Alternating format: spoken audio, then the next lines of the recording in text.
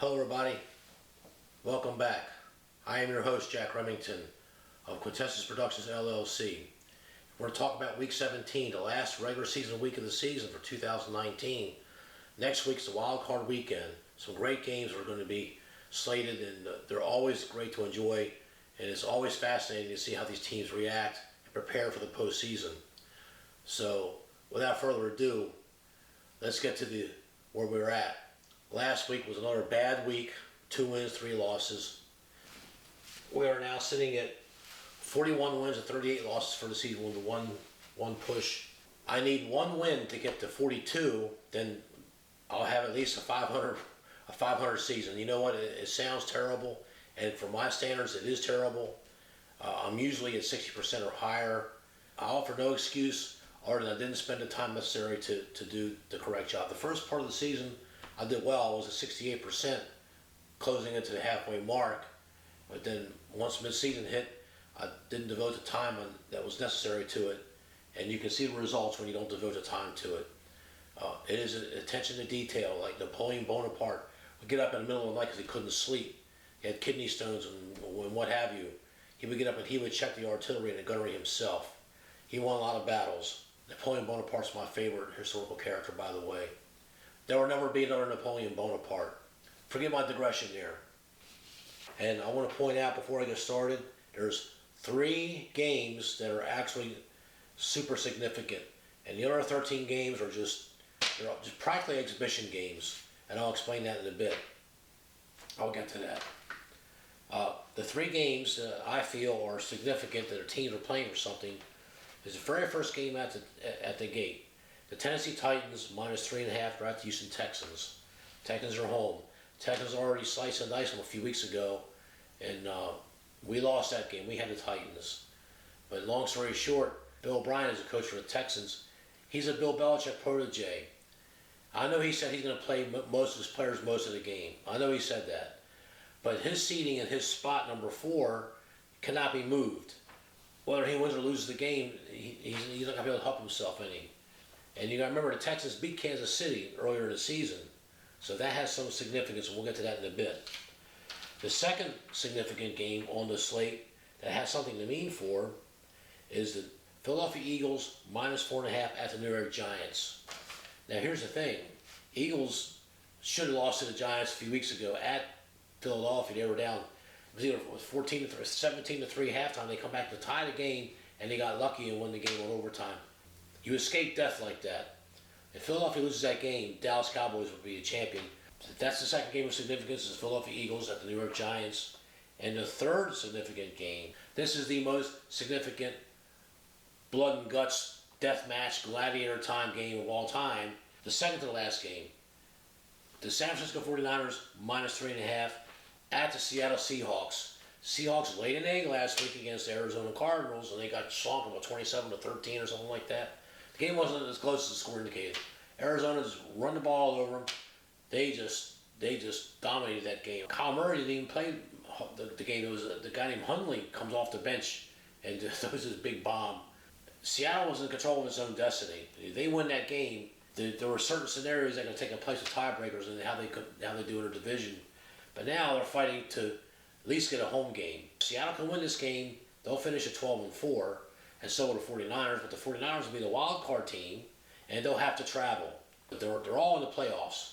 Okay, the only one that's not in the playoffs yet is the Tennessee Titans and the Philadelphia Eagles. Those 2 teams, they have to win. They don't have to worry. If they lose, they need a lot of help. I can't count on the Dallas Cowboys losing to the Washington Redskins at home with Jerry Jones all but firing Jason Garrett in the public and the press. I'm sorry, I'm digressing. I'm just upset on how the season's turning out for me, and it's my fault for not doing the job that I'm supposed to do. So I'm still providing good information, but we're going to see how I'll do next year. The next year is going to be the real pedal to the metal, the money on the line, put the money where my mouth is, and it's going to be different. I guarantee you that. So the 3 games, the Titans game, the Eagles game, and the 49ers game are the key games. Everything else is an exhibition game.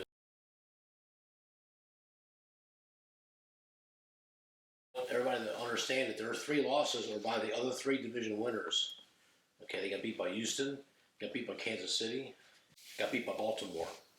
So only 3 losses. I saw a different New England team, and I said this a couple weeks ago. They came out a different team against second half against Kansas City. They were down, and then the referees decided that, well, we're going to make sure Kansas City wins this game. There was at least 2 calls, or at least 10 points that was taken away off the board, and he wanted to lose by 7 points. I'll be talking about Kansas City in a bit. So, but we're not going to take the Patriots this week. They are right where everybody wants them. They don't forgotten about the Patriots now. No one talks about them anymore because they got beat by Baltimore, they got beat by the Houston Texans, and they got beat by the Kansas City. The Houston Texans game, that guy handles that ball on an all-sides kick, and guess what? They're going to win that game. The New England Patriots, they're right where everybody. No one's talking about them, and that's just what feeds Bill Belichick. And the New England Patriots are still dangerous. They're still a threat to win it all. I would not be surprised to see a New England Patriot New Orleans Saints Super Bowl. So let's go ahead and get to the picks. Pick number 1, we are taking the Tennessee Titans on the road, -3.5, because the line is set from the Westgate Hilton. Okay, it's set from the Super Contest. And Wednesday afternoon at 5 o'clock p.m. Pacific Standard Time, it does not change. We're getting tremendous line value here because now if you want to take this team, you want to take Tennessee Titans, it's now -6.5, and there's a couple 7s we saw online offshore. The only thing that worries me is that there are people starting to jump on the bandwagon on Tennessee because they know that Houston's going to be resting some of their players. Bill O'Brien's not a fool. He's going to rest his starters in the second half, maybe the entire game. This is an exhibition game for Bill O'Brien. This is do or die for Tennessee Titans. And Mike Vrabel, he got out coached a couple times, a couple spots this year. He got out coached last week by the Saints. They're up 14-0. They should have won that game. And the game that we had, we lost. But anyway, the second game, game number 2, pick number 2. We're taking the Atlanta Falcons even points, no points, even, at the Tampa Bay Buccaneers. Tampa's missing his top 2 wide receivers. Jameis Winston is an interception machine. He's trying to prevent from going 30 touchdowns and 30 interceptions. I think the Falcons are just playing better ball. They're a healthier team. And I think that Matty Ryan's a better quarterback than Jameis Winston. And I think they got the better coach. And now that Arthur Blank's not going to fire Mr. Quinn for the Falcons, the team's playing hard for him. And they're going to try to save his job. I can't say that about Tampa Bay. I mean, that's a franchise. I've never been able to get my pulse on it. And they won the Super Bowl in the early 2000s when John Gruden took the team over, and they beat the mighty Oakland Raiders, who kicked John Gruden out the door. It was a good revenge spot. But they've had a change of ownership, and it's just not the same anymore.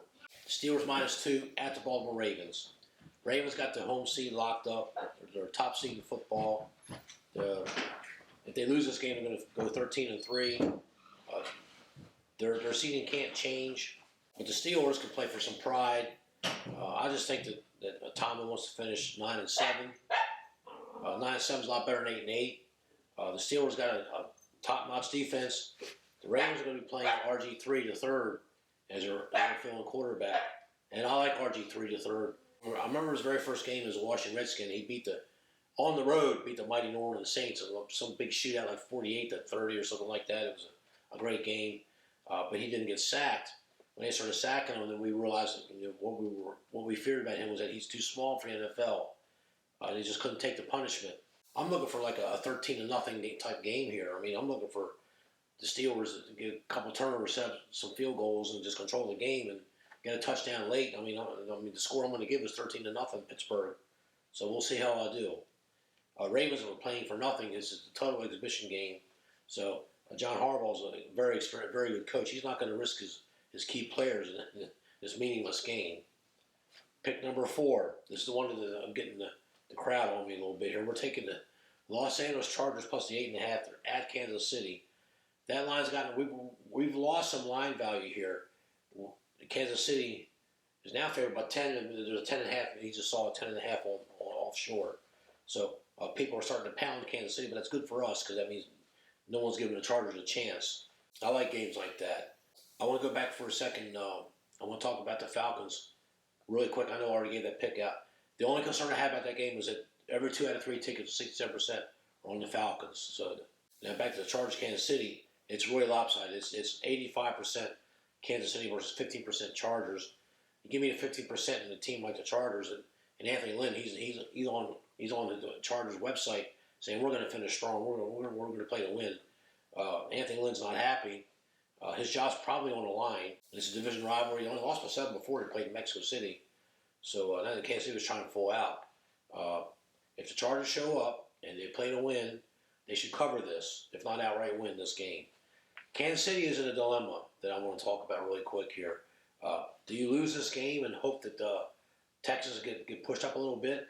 Because that way, Kansas City will be facing the Buffalo Bills. Now, hear me out when I say this. Okay, if you're in Kansas City, would you rather face the Buffalo Bills or a team that ran over you, the Tennessee Titans? Think about that. Now, I'm not saying Andy Reid's going to do this, the coach of the Kansas City Chiefs, but Andy Reid has never won the big game. He knows he's not going to get a better team than what he's got right now in the Kansas City Chiefs. And the Chiefs' defense has been lights out the last 6 weeks. I mean, they've been playing very, very good. They're peaking at the right time. Maybe they didn't. Hopefully, they didn't peak too soon for Kansas City fans out there. But Andy Reid has no control how he runs his teams like that. He had these Philadelphia Eagle teams that were beasts for regular seasons. They would peak too soon. He would take a tired team to playoffs, and they could beat at home in the NFC Championship game every year.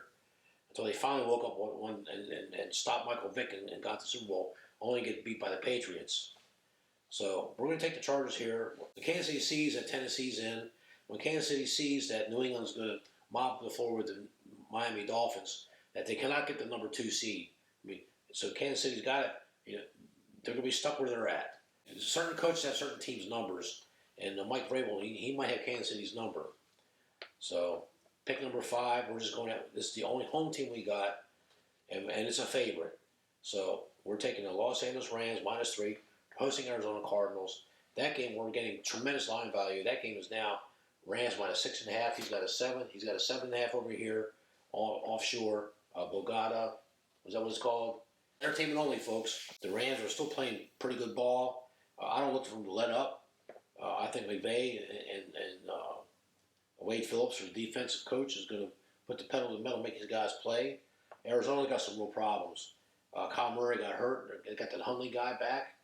And I look for Aaron Donald to sack him a couple of times. I mean, I'm looking for Rams to get at least 5 sacks on this guy. He's a Brad Johnson type passer for the Bucs. It's a statue. He's a statue there with the robot arm. He can throw the ball, but he has no. So the recap, we got 4 road teams and only 1 home team. We got one underdog, 3 favorites in a pick even game. So I know it's an unusual ticket, but what we're betting against this week, we're betting against Houston. It's an exhibition game for them. We're betting against Tampa Bay. That's almost always a good bet. We're betting against the Ravens. That's an exhibition game. We're betting against Kansas City. I think it's an exhibition game. And we're betting against Arizona. I think they mailed it in. So I'm betting against 5 teams. 3 of them is an exhibition game. 2 of them are just outright lousy.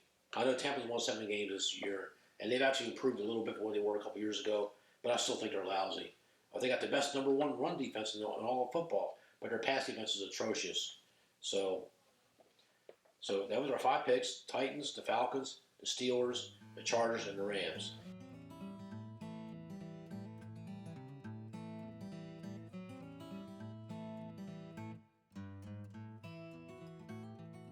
Closing now, I want to talk about the 49ers -3.5 Seahawks. We scratched that game too. We had the 49ers -3.5, but here's the thing: 80% of the tickets, everybody's on 49ers. I don't like that. Seahawks are bringing in Marshawn Lynch as the running back and some other guy they called up because they lost their 2 running backs when they dropped the leg against Arizona last week. But the 49ers are still banged up too. The only difference between these 2 teams right now is 49ers' offense is healthier than Seattle's offense. Both their defenses are banged up and probably on an even level. But I think the 49ers are a healthier team. But the Seahawks, they have the coaching experience.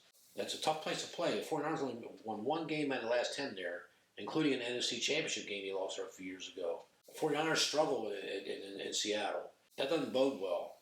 But we just scratched that game. So, but that's the top game of this slate, where they're really fighting, scratching and clawing. It is the Gladiators slugfest because it's number one seed at stake here, and you get a bye, you get rest your players, and you get a home game when you do play again. The team that loses this game has got to go on the road. The team that loses this game is going to be in trouble, and they're going to be a wild card team. And wild card teams are okay, but you know what? Wouldn't you rather get the home field advantage, get a bye? Wouldn't you? I mean, now Seattle's in a tough spot already because they got 4 losses. It's been really hard for them to get a week off.